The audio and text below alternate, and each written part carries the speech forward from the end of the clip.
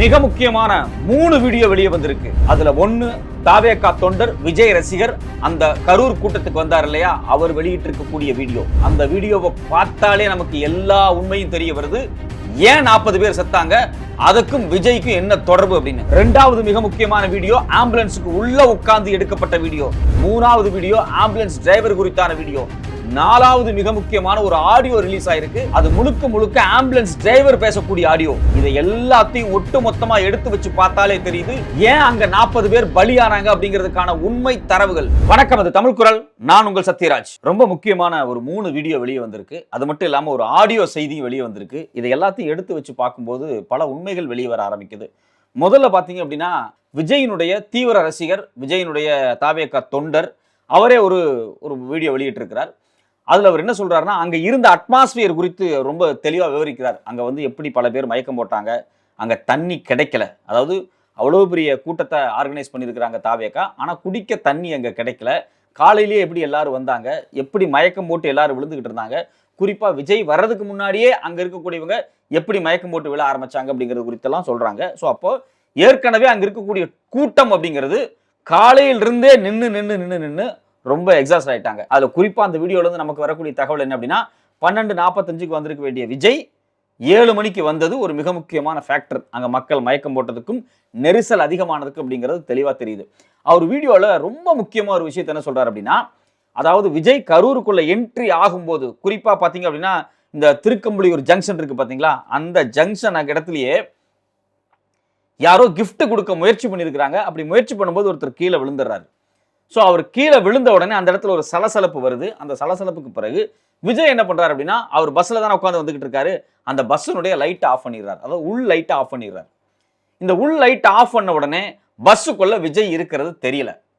சுத்தி இருக்கக்கூடிய ரசிகர்கள் அங்க இருந்து அவர் எந்த ஸ்பாட்ல பேச போறாரு இல்லையா, அந்த வேலுச்சாமிபுரம், இந்த இடைப்பட்ட 2-3 கிலோமீட்டர் இருக்கு பாத்தீங்களா, இது முழுக்க ரசிகர்கள் தொண்டர்கள் விஜயை பார்க்கறதுக்காகவே நிக்கிறாங்க. விஜய் வந்து வண்டிக்குள்ள உட்கார்ந்து பேசுவாரு, இல்ல எந்திரிச்சு நின்று பேசுவாரு, அவரை ஒரு முறை பாத்திரலாம் அப்படிங்கிற ஒரு ரசிகர் மனப்பான்மையில ஒரு குழு வந்து வெயிட் பண்ணுது. இன்னொரு குழு பாத்தீங்க அப்படின்னா விஜயினுடைய வாகனத்துக்கு பின்னாடியே வருது. அந்த குழு ஏற்கனவே நின்றுகிட்டு இருக்கக்கூடிய குழு எல்லாம் என்ன பண்றாங்க, விஜயை பார்க்கறதுக்கு முயற்சி பண்ணும்போது அந்த லைட் ஆஃப் பண்ணப்பட்டதுக்கு பிறகு விஜய் யாருக்கும் தெரியல, பஸ் இருட்டா இருக்கு. எப்படியாவது விஜயை பாத்திரணும் அப்படிங்கிறதுக்காக ஒரு குழு பாத்தீங்க, அங்க இருந்த குழுக்கள் அப்படியே பஸ் பின்னாடியே வருது. என்னடா பஸ் வேகமா போகுமே, அது பின்னாடி எப்படி வர முடியும்னாலும் நீங்க கேட்காதீங்க. பஸ் அந்த 2-3 கிலோமீட்டர் இருக்கு பாத்தீங்களா, அதை கடக்கிறதுக்கு 2 மணி நேரத்துக்கு மேல ஆயிருக்கு. மிக மிக கஷ்டப்பட்டு போலீஸ் தான் அதை வழியை அரேஞ்ச் பண்ணி எப்படியோ அந்த பஸ்ஸை கொண்டு வந்திருக்கிறாங்க. இதுக்கு நன்றி தெரிவிக்கிறார் விஜய். விஜய் பேச ஆரம்பிக்கும் போதே பாத்தீங்க அப்படின்னா ரொம்ப கூட்டமா இருந்துச்சு. அந்த கூட்டத்தில் நாங்க வரும்போது இந்த அளவுக்கு நான் முன்னேறி வந்திருக்கேன்னா அது காரணமே வந்து போலீஸ் கொடுத்த ப்ரொடெக்ஷன் தான் அப்படின்னு சொல்லி போலீஸ்க்கு நன்றி எல்லாம் தெரிவிச்சார். அது ஒரு பக்கம் நடந்துச்சு. ரெண்டாவது முக்கியமான விஷயம் என்ன அப்படின்னா, அந்த லைட் ஆஃப் பண்ணதுக்கு பிறகு விஜயை பார்க்கறதுக்காக இருந்த தாவேகா தொண்டர்கள், விஜய் ரசிகர்கள், பொதுமக்கள்கள் எல்லாரும் வண்டி பொறுமையா நகரும் போது அந்த வண்டியோட சேர்ந்தே நடந்து வந்திருக்கிறாங்க. அதுதான் அந்த வீடியோவில் இருக்கக்கூடிய மிக முக்கியமான ஆதாரம். ஏற்கனவே நேத்து பாத்தீங்க அப்படின்னா ஒரு மிக முக்கியமான அறிக்கை வெளியே வந்துச்சு, இன்டர்னல் அசஸ்மெண்ட் டீடைல்ஸ், அதாவது கேஸை பத்தி. அதுலயும் இதே விஷயத்தை ரொம்ப தெளிவா சொல்லியிருக்காங்க. The light inside Vijay's vehicle was switched off and he went inside without being visible in the public. பொது வெளியில் தெரியவில்லை. அவர் முன்னாடி கண்ணாடியில் உட்கார்ந்து வருவார்களே தெரியல, உள்ள கேரவனுக்குள்ள போய் உட்கார்ந்துட்டார் கதவெல்லாம் அடைச்சிட்டு. An additional reason for the crowd surge in Karur. இது ஒரு முக்கியமான அடிஷனல் ரீசன் அங்க crowd அதிகமாகிறதுக்கு. முதல் ரீசன் என்ன அப்படின்னா, மாலை நேரம் ஆயிடுச்சு. 12:45க்கு வர வேண்டியவர் 7 மணிக்கு வர்றாரு. ஸோ கிட்டத்தட்ட ஒரு 6-5:30 அந்த டைமுக்குள்ள கரூர் பக்கம் உள்ள வர்றாரு. ஸோ இந்த இடைப்பட்ட கேப்லேயே பார்த்தீங்க அப்படின்னா ஈவினிங் ஆனதுனால அங்கே இருக்கக்கூடிய ஒர்க்கர்ஸ், லேபர்ஸ், வேலையை முடிச்சுட்டு வர்றவங்க இந்த க்ரௌடெல்லாம் அங்கே அசம்பிள் ஆயிடுது. ஸோ இது ஒரு பெரிய சிக்கலாக மாறி இருக்கு. ரெண்டாவது, இந்த லைட் ஆஃப் பண்ண உடனே விஜய் பார்க்க எல்லாரும் முயற்சி பண்ண மொத்த கிரௌடும் அப்படியே அந்த வண்டியோடய சேர்ந்து வருது. அதே சமயத்தில் வேலுச்சாமிபுரத்தில் ஒரு பெரிய கிரௌட் அங்கே நின்றுட்டு இருக்கு. இந்த 2 கிரௌடு மெர்ஜ் ஆகுது பார்த்தீங்களா, இந்த இடம் தான் மிக மோசமான பாதிப்பு ஏற்படுது. நம்பர் 1. ரெண்டாவது முக்கியமான விஷயம் என்ன அப்படின்னா, ஒரு குழந்தை மயங்கி விழுந்துட்டாங்க, யாருக்குமே தெரியல. அதாவது யாருடைய குழந்தைனே தெரியல, அவனுக்கு 10-11 வயசு இருக்கும். அந்த பையனை தூக்கி வண்டியில, அதை ஆம்புலன்ஸுக்குள்ள வச்சுட்டு டிரைவர் பிளஸ் ஒரு போலீஸ் வேகமா ஹாஸ்பிட்டலை நோக்கி போறாங்க. அப்போ பார்த்தீங்க அப்படின்னா விஜய் அங்கே பேசிக்கிட்டு இருக்காரு, கூட்டம் நடந்துகிட்டு தான் இருக்கு. மைக்கில், அதாவது எனக்கு தெரிஞ்சு ஒயர்லெஸ் மைக்காக தான் இருக்கணும். வீடியோ பார்க்கும்போது அதில் பேசக்கூடிய உரையாடக்கூடிய ஆடியோ நான் சொல்கிறேன். யாராவது குழந்தையை காணோம், ஒரு 11 வயசு குழந்தையை காணோம்னா சொல்லுங்க, அவங்கள ஹாஸ்பிட்டலுக்கு வர சொல்லுங்க, மெடிக்கல் காலேஜ் ஹாஸ்பிட்டலுக்கு வர சொல்லுங்கன்னு அங்கே இருக்கக்கூடியவங்க, அது யார் பேசினான்னு எக்ஸாக்டாக தெரியல. ஒன்று டிரைவர் பேசியிருக்கணும், இல்லை போலீஸ் பேசியிருக்கணும். இந்த கம்யூனிகேஷன் வந்து நடந்துகிட்டே இருக்கு. டிரைவரும் பேசிட்டே வந்துட்டு இருக்காரு. ஸோ அப்போ என்ன நடக்குது அப்படின்னா, அங்க விஜய் இருந்த காலகட்டத்தில் விஜய் அந்த கூட்டத்தை முடிக்கக்கூடிய அந்த சூழல்லையே பார்த்தீங்க அப்படின்னா மயக்கம் போட்டு நிறைய பேர் விழுறாங்க. காவல்துறை, அது மட்டும் இல்லாமல் ஆம்புலன்ஸ் டிரைவர்கள் அவங்கள தூக்கிக்கிட்டு ஹாஸ்பிட்டலை நோக்கி நகர்றாங்க. இது 2 ரொம்ப முக்கியமான ஒரு வீடியோ. 3வது வீடியோ எது அப்படின்னா, ஆம்புலன்ஸ் டிரைவரை போட்டு அடிக்கக்கூடிய வீடியோ. அதாவது தாவேகா தொண்டர்கள் எதுக்காக நீ வந்த அப்படின்னு சொல்லி ஒரு ஆம்புலன்ஸ் டிரைவர் அடிக்கிறாரு. அந்த ஆம்புலன்ஸ் டிரைவர் சொல்றாரு, ஐயோ இப்பதான் நான் ஒரு குழந்தையை கொண்டு போய் நான் ஹாஸ்பிட்டலில் சேர்த்துட்டு திரும்பி வந்துகிட்டு இருக்கேன் அப்படிங்கிறாங்க. உள்ள யாருமே இல்லை அப்படின்னு போட்டு அடிக்கிறாங்க. அதாவது ஆம்புலன்ஸ் யாரையாவது பிக்கப் பண்ண போகுது அப்படின்னா எம்டியா தான் போகுங்கிற அடிப்படை அறிவு கூட இல்லாம ஆம்புலன்ஸ் டிரைவரை போட்டு அடிச்ச முட்டாள் கூட்டது. இது எல்லாத்த விட ரொம்ப ரொம்ப ரொம்ப ரொம்ப முக்கியமான ஆதாரம், ஆம்புலன்ஸ் டிரைவர் பேசக்கூடிய ஒரு ஆடியோ. ஆம்புலன்ஸ் டிரைவர்கிட்ட கேட்குறாங்க, நீங்க தானே அந்த ஆம்புலன்ஸ் டிரைவர், கட்சி கொடியெல்லாம் ஒட்டிட்டு ஒரு ஆம்புலன்ஸ் போச்சே அது நீங்க தானே அப்படின்னு கேட்கும்போது, ஆமா சார் நான் தான் போனோம். நீங்க எப்படி அதுக்குள்ள வந்தீங்கன்னு கேட்கும்போது என்ன சொல்றாங்க அப்படின்னா, சார் விஜயினுடைய அந்த கட்சி சார்ந்த ஆட்கள், தாவேகா சார்ந்த ஆட்கள் தான் எங்கள்கிட்ட என்ன சொன்னாங்க அப்படின்னா, எங்களுக்கு ஆம்புலன்ஸ் தேவைப்படும், ஏன்னா நாமக்கல்லையே சில பேர் மயக்கம் போட்டு விழுந்துட்டாங்க, அதனால நீங்க ஆம்புலன்ஸை எப்போ ரெடியா வச்சிருங்க, குறிப்பா கேரவர்ல இருந்து ஒரு 200 மீட்டருக்குள்ள தள்ளி வச்சிருங்க அப்படிங்கிற இன்ஸ்ட்ரக்ஷனை யாரு கொடுத்துருக்காங்க, தாவேகா கட்சி சார்பாக கொடுக்கப்பட்டிருக்கு. இது ஒரு நல்ல வரவேற்பான விஷயம். என்ன அப்படின்னா, ஆம்புலன்ஸ் ரெடியா என்னைக்கு வச்சிருக்கிறது அப்படிங்கிறது. ஆனா இந்த ஆம்புலன்ஸ் வந்ததுனால ஏற்பட்ட நெரிசல், அந்த நெரிசலுக்கு காரணமே இந்த ஆம்புலன்ஸ் யார் அனுப்புனாங்கன்னே தெரியல, இது ஒரு திட்டமிட்ட சதின்னு ஒரு நரேஷனை செட் பண்றாங்கல்ல, இதுதான் ரொம்ப ரொம்ப ரொம்ப ரொம்ப கேவலமா இருக்கு. இதுக்கு இன்னொரு முக்கியமான விஷயம் என்ன அப்படின்னா, விஜயே அந்த பஸ் மேல நின்றுக்கிட்டு நீங்க போகணுமா, சரி போங்க போங்க போங்க அப்படின்னு சொல்லி யாருக்கு, ஆம்புலன்ஸுக்கு வந்து அவர் வந்து ஏதோ ஆம்புலன்ஸ் வேணும்னே பண்றாங்க அப்படிங்கிற டோன்ல அவர் பேசுறாரு. என்னப்பா ஆம்புலன்ஸ்ல நம்ம கட்சி கொடியெல்லாம் போட்டிருக்கு அப்படின்னு சொல்லி என்ன நடக்குதுன்னே தெரியாம பேசுறாரு. அதாவது ஆம்புலன்ஸை கொண்டு வந்ததே அந்த கட்சி தான். எதுக்குன்னா மக்களுக்கு பயன்படுறதுக்கு தான் கொண்டு வந்திருக்காங்க. நல்ல முயற்சி தான், நம்ம வரவேற்போம். ஆனா அந்த ஆம்புலன்ஸ் போனதுனால தான் கூட்ட நெரிசல் ஆயிருச்சு. அந்த ஆம்புலன்ஸ் திட்டமிட்டு இன்னைக்கு ஆட்சி அதிகாரத்தில் இருக்கக்கூடிய திமுக அரசு பண்ண சதின்னு சொல்றதுக்குள்ள இதை விட முட்டாள்தனமான விஷயம் என்ன? நீங்க தான் ஹையர் பண்ணிருக்கீங்க. டிரைவரே தெளிவா சொல்றாரு. டிரைவர் அது மட்டும் சொல்லல, அதுக்கு முன்னாடி ஏவிபின்னு ஒரு ஆம்புலன்ஸ் போயிருக்கு. அந்த ஆம்புலன்ஸும் யாரை கூட்டு போயிருக்காங்க, அங்க மயங்கி விழுந்தவங்களை தூக்கிட்டு போயிருக்காங்க. இதுல திரும்ப திரும்ப சொல்ல விஷயம் என்ன, ஆம்புலன்ஸ் வந்ததுனால தான் பிரச்சனை, ஆம்புலன்ஸ் தான் சதி அப்படின்னு அந்த ஆம்புலன்ஸ் டிரைவர் மீதே ஒரு மிகப்பெரிய குற்றச்சாட்டு போடுறாங்க. அவர் ரொம்ப வருத்தப்படுறாரு. ஏங்க இவங்க தாங்க என்ன ஹையர் பண்ணாங்க, இங்க இருக்க சொன்னாங்க, பிற்பாடு இப்படி பண்றாங்க அப்படின்னு சொல்லி ரொம்ப வருத்தப்பட்டு அவர் பேசுறாரு. ஸோ இப்போ ஏற்கனவே ஆம்புலன்ஸ் டிரைவரை போட்டு இன்னொரு ஆம்புலன்ஸ், அது வந்து ஒரு மாருதி வேன் மாதிரி இருக்கு, அந்த ஆம்புலன்ஸ் டிரைவரை போட்டு அடிச்சது. அவரு குழந்தைகளை கொண்டு டெலிவரி பண்ணிட்டு வரக்கூடிய ஒரு ஆம்புலன்ஸ் டிரைவர், அவர் சட்டையெல்லாம் கிழிச்சு அவரை போட்டு ரகலை பண்ணி ஒருத்தரை போட்டு அடிக்கிறாங்க. இந்த பக்கம் ஆம்புலன்ஸ் வந்ததுனால தான் பிரச்சனைன்னு ஒரு மிரட்டல் தோணியில ஒரு நரேஷனை செட் பண்ணிட்டு இருக்காங்க. இன்னொரு பக்கம் பார்த்தீங்க அப்படின்னா தெளிவா என்ன தெரியுதுன்னா, கட்சிக்காரங்களே வீடியோ வெளியிடுறாங்க, இவர் லைட் ஆஃப் பண்ணதுனால தான். ஏற்கனவே நடந்த கட்சி கூட்டத்தில் விஜய் பார்த்தீங்க அப்படின்னா அந்த பஸ்ஸில் முன்னாடி உட்காந்துருப்பாரு, அதை கையை வச்சுட்டு திடீர்னு லைட் ஆன் ஆகும். ஆன் ஆகும்போது அப்படி எல்லாரும் கத்துவாங்க, லைட் ஆஃப் பண்ணி சைலண்ட் ஆகும். இந்த சினிமா எல்லாம் பண்ணுவாங்கல்ல, அதே சேம் ஹீரோயிசம். அப்படி லைட் ஆஃப் பண்ணுறது எல்லாரும் அமைதியாவாங்க, லைட் ஆன் பண்ணணும்னு கத்துவாங்க. இதை விட சைக்கோத்தனம் உலகத்தில் வேற ஒன்றுமே கிடையாது. திரும்ப திரும்ப திரும்ப என்ன சொல்கிறாங்க அப்படின்னா, நீங்கள் ஏதாவது காலி கிரவுண்டை கொடுத்துருக்கணும் அப்படிங்கிறாங்க. எப்பா பொதுக்கூட்டம் இல்லைப்பா, இது பிரச்சாரம், பொதுமக்கள் பிரச்சாரம். பொதுமக்களுக்கு எலெக்ஷன் பிரச்சாரம் இல்லை எலெக்ஷனை மையமாக வச்ச பிரச்சாரம் அப்படிங்கிறது என்னன்னா, ஒரு ஓப்பன் வேன்ல மேலே நின்றுக்கிட்டு, அது ஜெயலலிதாவாக இருந்தாலும் சரி, எம்ஜிஆராக இருந்தாலும் சரி, கலைஞராக இருந்தாலும் சரி, யாராக இருந்தாலும் என்ன பண்ணுவாங்க, இந்த ஃபார் எக்ஸாம்பிள் கரூருக்குள்ளே வர்றாங்கன்னா அந்த இடத்துல 2 அல்லது 3 ஸ்பாட்டை ஃபிக்ஸ் பண்ணிக்குவாங்க. அந்த 3 ஸ்பாட்டை நின்று பேசிக்கிட்டே போவாங்க. ஒரு 5 நிமிஷம் நின்று பேசுவாங்க, அப்புறம் வேக நகரும், வேற ஒரு இடத்துல போய் நின்று பேசுவாங்க. ஸோ இது பிரச்சார கூட்டம். பிரச்சார கூட்டத்தை இங்கே தான் கொடுக்கணும் அப்படின்னு சொல்லி யார் சொன்னது?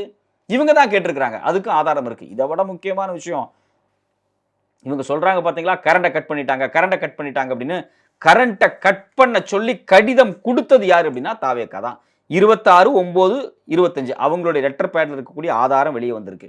கரண்டை தயவு செஞ்சு கட் பண்ணுங்க அப்படின்னு சொல்லி எங்க இபி ஆபீஸ்ல கொடுத்துருக்காங்க. அவங்க என்ன சொல்லியிருக்காங்க, இது முடியாது, கரண்டை கட் பண்ண முடியாதுன்னு சொல்லிட்டாங்க. அவங்க கட்சி தரப்புல இருந்து என்ன சொல்றாங்கன்னா, நீங்க கரண்டை கட் பண்ணுங்க, நாங்க ஜெனரேட்டர் வச்சு பயன்படுத்திக்கிறோம் அப்படிங்கிறாங்க. இவங்க என்ன சொல்றாங்க அப்படின்னா, இல்லைங்க அப்படிலாம் கரண்டை கட் பண்ண முடியாது அப்படின்னு சொல்லி அவங்க அதுக்கு வந்து நிராகரிப்பு சொல்லிடுறாங்க. அதனுடைய ஆதாரம் வெளியே வந்துருச்சு. இப்போ சிக்கல் எங்கே வருதுன்னா, அந்த ஃபோக்கஸ் லைட் எல்லாத்தையும் அவங்க ஃபிக்ஸ் பண்ணியிருந்தது எதில் அப்படின்னா ஜெனரேட்டரில். ஜெனரேட்டர் ரூமே நெரிசல்ல பொழந்துருச்சு. அப்படியே மொத்தமா மக்கள் ஜெனரேட்டர் ரூம்ல வந்து நெருக்கி ஒண்ணு இல்லாம பண்ணிட்டாங்க. எல்லா ஃபோக்கஸ் லைட்டும் தன்னால் ஆஃப் ஆக ஆரம்பிச்சிருச்சு. உடனே என்ன சொல்லிட்டாங்க, கரண்ட கட் பண்ணிட்டாங்கன்னு இன்னொரு பொய். இதை விட மோசமான விஷயங்கள் வேற எதுவுமே இல்லை. ஆம்புலன்ஸ் நீங்க தான் ஹையர் பண்ணிருக்கீங்க, கரண்ட் வேண்டாம் ஜெனரேட்டர் வேணும்னு நீங்க சொல்லியிருக்கிறீங்க. நீங்க இதெல்லாம் ஃபோக்கஸ் லைட் எல்லாம் ஜெனரேட்டர்லையும் கனெக்ட் பண்ணியிருக்கிறீங்க. ஆனா இப்ப வைக்கக்கூடிய நரேஷன் என்ன அப்படின்னா, திட்டமிட்டு கரண்ட கட் பண்ணி ஆம்புலன்ஸை உள்ள விட்டு ஒரு நெருக்கடியை உள்ளாக்கி இவ்வளவு பேர்த்த கொண்டுட்டாங்க. ஆம்புலன்ஸ் வல்லதுனால தான் மக்கள் நெருக்கிட்டு போய் அந்த டிச் மாதிரி இருக்கு பாத்தீங்களா, அந்த செப்டிக் டேங்க்ல உடஞ்சி விழுந்தாங்க. ஆம்புலன்ஸ் வரலன்னா எல்லாமே நல்லா இருந்திருக்கும் அப்படின்னு சொல்லி ஒரு நரேஷனை இவங்களே செட் பண்றாங்க. நாம கேட்கக்கூடிய ஒரு அடிப்படையான கேள்வி என்னன்னா, நீங்க ஒரு கூட்டம் நடத்துறீங்க, உங்க கூட்டத்தில் இருக்கக்கூடியவர்கள் மயங்கி விழுந்திருக்கிறாங்க. ஓடி போய் இந்த ஆம்புலன்ஸ் டிரைவர் கிட்ட கெஞ்சி மக்கள் கேட்கிறாங்க, ஐயோ அங்க மயக்கம் போட்டு விழுந்திருக்கிறாங்க, தயவு செஞ்சு வாங்கன்னு. அதன் அடிப்படையில் அவன் ஆம்புலன்ஸை எடுத்துட்டு வந்து அவங்கள பிக்கப் பண்ணி போறான். அவன் ஏன் வர்றான், எதுக்கு வர்றான், என்ன நடக்குது எதுவுமே தெரியல. அவர் பாட்டுக்கு பேசிட்டு இருக்காரு. கடைசியில ஒரு விஷயம் அவருக்கு தெரிய வருது. என்ன அப்படின்னா, இந்த இடம் சொதப்பிருச்சு, ஏதோ மிகப்பெரிய அசம்பாவிதங்கள் நடக்குது, இது வந்து ஒழுங்கா போகலன்னு தெரிஞ்ச உடனே விஜய் பாதியிலே பேச்சை நிறுத்திட்டு தெரிச்சு ஓடுறார். தெரிச்சு ஓடி போய் ஒரே முட்டா மெட்ராஸுக்கு கிளம்பி இங்க வந்து பனையூர்ல படுத்துட்டார். குறைஞ்சபட்சம் இந்த 3 வீடியோ பிளஸ் ஒரு ஆடியோ, இந்த ஆதாரங்களை வச்சாவது அங்க என்ன நடந்திருக்குன்னு முதல்ல அசஸ் பண்ணுங்க. இங்க அந்த திமுக சதி பண்ணிருச்சு, அரசு சதி பண்ணிருச்சு, அவங்க எதை பண்ணிட்டாங்க, சிஎம் எப்படி வந்தாரு, சிஎம் ஏற்கனவே ரெடியா இருந்திருக்கிறாரு, அவங்க வந்து மினிஸ்டர்ஸ் எப்படி வந்தாங்க, செந்தில் பாலாஜி எப்படி வந்தாங்க, இந்த கதையெல்லாம் சொல்றதுக்கு முன்னாடி நம்பர் 1 12:45க்கு வர வேண்டிய ஒரு நபர் ஏன் 7 மணிக்கு வந்தார் ஸ்பாட்டுக்கு? இது திட்டமிட்ட சதி அப்படின்னு நாம சொல்றோம். ஏன்னா உங்களுக்கு அந்த இடத்துல கிரௌட ஸ்ட்ரென்த்தனா காமிக்கிறதுக்காக, ஒரு பெரிய கிரௌடு பட்டாளத்தை காமிச்சு நாங்கெல்லாம் எவ்வளவு பெரிய ஆளுன்னு காமிக்கிறதுக்காக திட்டமிட்டு விஜய் லேட்டா வந்திருக்கிறார். அரசியல் கட்சி தலைவர்கள் மீட்டிங்ல பேசுறதுக்கு லேட்டா வர்றது எல்லா காலத்திலையும் நடந்திருக்கு. ஆனா அவங்க எல்லாம் வேற ஒரு கூட்டத்துல பேசிட்டு, இல்ல முன்னாடி நாள் ஒரு கூட்டத்துல பேசிட்டு அப்புறம் லேட்டா வருவாங்க. ஆனா விஜய் சனிக்கிழமை காலையில நாமக்கல்ல 8:45க்கு பேசணும். தலைமை 8:45க்கு தான் சென்னையில இருந்தே கிளம்புறாரு. முன்னாடி நாள் என்ன பண்ணாரு, எந்த கூட்டத்தில் போய் பிரச்சனை பண்ணாரு, எந்த தெருமுனை கூட்டத்துக்கு போனாரு, எந்த பொதுக்கூட்டத்துக்கு போனாரு, எந்த முற்றுகை போராட்டத்துக்கு போனாரு, எந்த அரசியல் நடவடிக்கைக்கு போனாரு, பனையூர்ல வீட்டில் படுத்தே கிடந்துட்டு காலங்காத்தால லேட்டா எந்திரிச்சு 8:45க்கு நாமக்கல் இருக்கணும்னா நீ 12:30 மணிக்கு வருவ. எதுக்காக அப்படின்னா அப்பதான் கிரௌடெல்லாம் எனக்காக வெயிட் பண்ணி இருந்து கத்தி ஒரு உளவியல் இருக்கு பாத்தீங்களா, இந்த சினிமா தியேட்டர் உளவியல். 15ஆம் தேதி ரிலீஸ் படம், இன்னைக்கு இருந்தே சட்டை வாங்குறது, இன்னைக்கு இருந்தே தியேட்டர் முன்னாடி போய் உட்காந்து ட்ரைலர் போட்டோன்னே அந்த தியேட்டரை போய் உடச்சி கிழிச்சு செய்யலையா? இதே விஜய் ரசிகர் தான் செஞ்சீங்க. ரோஹிணி தியேட்டரை உடைச்சிங்க, திருநெல்வேலியில உடைச்சிங்க, எவ்வளவோ தியேட்டரை போட்டு ட்ரைலர் போட்டதுக்கு இந்த தியேட்டரை போட்டு உடச்சி கம்பு எடுத்துட்டு போய் கண்ணாடியை உடச்சி இந்த வேலையெல்லாம் பண்ணீங்களா? இதே மனநிலை. 8:45க்கு விஜய் வர போறான்னு காலையில் 5 மணிக்கே போய் உட்காந்துருக்கான். எங்கன்னா அடுத்த தெருவில் தான் வீடு, ஆனால் அந்த தெருவில் போய் உட்காந்துருக்கான். அங்கே இருக்கிற அம்மா பேட்டி கொடுக்குது, சார் முழுக்க முழுக்க விஜயை பார்ப்பதற்காகவே இந்த நெருக்குதல் நடந்துச்சு, அங்கிருந்தே நடந்துட்டு இருக்கு அப்படின்னு ஒரு அம்மா தெளிவா சொல்லுது. அது மட்டும் இல்லாம அந்த அம்மா என்ன சொல்றாங்க அப்படின்னா, காலையிலேயே இந்த ரோட்டுக்கு வந்துட்டானுங்க, அளப்பற கொடுக்குறானுங்க, பாட்டை போட்டு ஆடுறானுங்க, வீட்டு மேல ஏறுறானுங்க, பைக் எடுத்துட்டு அங்கெங்கேயும் போறானுங்க. அந்த அம்மா அவ்வளவு விஷயம் சொல்றாங்க. அங்க என்ன நடந்துருச்சு அப்படிங்கிறத அந்த ஸ்பாட்ல இருந்தவங்க கொடுக்கக்கூடிய வீடியோ ஆடியோ ஆதாரங்களை பார்த்தாலே நமக்கு தெரியுது. அந்த இடத்துல மிகப்பெரிய சொதப்பல் வேலையை நடத்தினது விஜய் தான். முதல்ல லேட்டா வந்தது, 2வது லைட் ஆஃப் பண்ணது, இந்த 2மே மிக முக்கியமான ஒரு சதி தான். உன் ரசிகர்கள்லாம் உன்னை கொண்டாடணும், அப்படியே வெறி பிடிச்ச மாதிரி இருக்கணும் அப்படிங்கிறதுக்காக 40 பேர்த்த பலி கொடுத்துருக்கிறீங்க. உங்களுடைய சினிமா மோகம், எந்த விதமான அரசியல் பொறுப்புமே இல்லாத தனம். 3வது முக்கியமான விஷயம், ஒரு பொதுக்கூட்டத்துக்கும் பிரச்சார கூட்டத்துக்குமே வித்தியாசம் தெரியாத தற்குறி கூட்டம் பண்ண கொலை தான் இது. தயவு செஞ்சு இந்த 3 வீடியோ ஆதாரங்களையும் ஆடியோ ஆதாரங்களையும் காவல்துறையோ அரசோ இதை எடுத்து பரிசீலனை செய்து இதன் அடிப்படையில் வழக்கு பதியப்படணும். அப்பத்தான் அந்த விசாரணை உண்மையை கண்டுபிடிக்க முடியும். தொடர்ச்சியா உட்கார்ந்துக்கிட்டு சதி கோட்பாடுகளை எழுதக்கூடிய முட்டாள்களே, உன் கட்சிக்காரன் போட்டிருக்கக்கூடிய வீடியோவே நீ பார், அப்பதான் உனக்கு கொஞ்சம் நெஞ்ச அறிவு வரும். கடைசியா ஒரே ஒரு கேள்வி, அவன் சதி பண்ணிட்டான் இவன் சதி பண்ணிட்டான்னு சொல்றியே, சரி எல்லாருமே சதி பண்ணியிருக்கட்டும், உன் கட்சிக்காரன் உன் தலைவன் எங்க ஓடி போனான்? 40 பேர் செத்த உடனே பைய தூக்கிக்கிட்டு நைட்டோட நைட்டா ஓடி போய் சென்னையில வந்து உட்கார்ந்துருக்காரு. உடனடியாக முதலமைச்சர் எப்படி அங்க வந்தார்? உடனடியாக விஜய் எப்படி சென்னைக்கு போனாரு? ஒரு 2 மணி நேரத்தில் எப்படி விஜய் கரூர் இருந்து சென்னைக்கு போனாரு? அதை ஏன் கேட்க மாட்டேங்கிறீங்க? முதலமைச்சர் வந்தது மட்டும் கான்ஸ்பிரசியா நீங்க கேட்குறீங்க. முதலமைச்சருக்கு 10 மணிக்கே எல்லா செய்தி வந்துருச்சாங்க, எவ்வளவு மரணங்கள் நடந்துட்டு இருக்கு அப்படின்னு. அதுக்கு பிறகு அவர் நேரடியாகவே உட்கார்ந்து போன் மூலியமாக அமைச்சர் அன்பில் மகேஷ் அவர்கள்ட்ட பேசியிருக்காங்க, எம்எல்ஏ திரு செந்தில் பாலாஜி அவர்கிட்ட பேசியிருக்காங்க. அது மட்டும் இல்லாம மாவட்ட கலெக்டர்கிட்ட பேசியிருக்காங்க, சீஃப் செக்ரட்டரி பேசியிருக்காங்க, இன்டெலிஜென்ஸ்ட்ட பேசியிருக்காங்க. உட்கார்ந்து தனிப்பட்ட முறையில் ஃபோன் பண்ணி பேசிட்டு பக்கத்து டிஸ்ட்ரிக்ட்ல இருக்கக்கூடிய எல்லா மருத்துவ வசதிகளையும் கரூருக்கு கொண்டு வர சொல்லிட்டு, அது மட்டும் இல்லாம காவல்துறை எல்லாத்தையும் வர வச்சுட்டு, அதுக்கு பிறகு அவர் கிளம்பி 2 மணிக்கு மேல வந்து அவர் கரூர் வர்றாரு, மக்களை சந்திக்கிறாரு, பிரஸ் மீட் கொடுக்குறாரு. ஓடி ஒளியல. நீங்க யார் மேல சதி கோட்பாடு வைக்கிறீங்களோ அவங்க மக்களோடு நிக்கிறாங்க, மக்களை சந்திக்கிறாங்க, மக்கள்கிட்ட பேசுறாங்க. ஆனா விஜய் மக்களை சந்திக்காம, தன் தொண்டர்களை சந்திக்காம, தன் சொந்த கட்சிக்காரங்களை பார்க்காம, தனக்கு ஓட்டு போட வந்த மக்களை கண்டுக்காம, அவங்க செத்து விழும்போது ஓடி ஒளிந்த விஜயை இன்னும் நீங்க நம்பிட்டு இருக்கீங்க அப்படின்னா இதை விட முட்டாள்தனம் வேற எதுவுமே கிடையாது.